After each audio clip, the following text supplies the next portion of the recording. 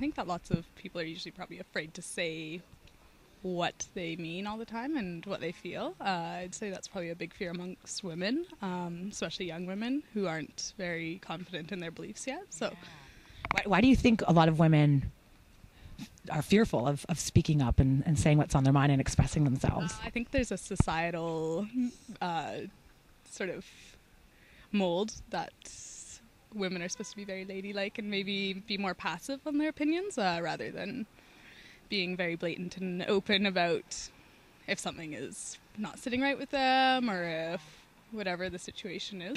Being stuck in a situation where you don't know everyone around you is always a bit daunting, and trying to find common ground with people. So yeah, there could definitely be some fear going into a situation like that. And me personally, I always try to power through because if you just sit with them and let them fester, it doesn't really do much good. But we just really hit them head on. It usually takes them away pretty quickly.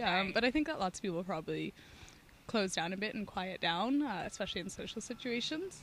I know I have been guilty of that in the past. I always just try to be myself in social situations and put it all out there. And I mean, if people don't like what I'm putting out there, then that's fine. And because everyone you're going to get along with some people, you're not going to get along with everyone. So the older I get, the more I realize that, and it's not a need to please everyone. So I've learned to do it more often now than not. Yeah, I think it definitely would build self-confidence because you will realize that there are people that accept you for what you are putting out and accept you for your beliefs and stuff. So I think that it really does improve self-confidence if you're just out there and honest with your fears. I think fear is a part of daily life. I mean, I don't think anyone can actually say and commit to the fact that they've never felt fear. Right. So it's just a very natural and a general emotion which comes by. Anything that makes you uncomfortable, which is strange, which is new, is gonna generate fear, and it can be at different levels. But I guess as long as you control it and you kind of overcome it, you're gonna be okay. It's probably more to do with the fact that they're unfamiliar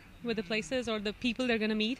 So, for example, for me, moving from India all the way to Houston, Texas, which is pretty much what we call the redneck city, I actually was really fearsome of the fact that my husband had a lot of white friends, and I wasn't sure if I was really going to fit in, when they would go out for parties and they would invite them to ranch and stuff.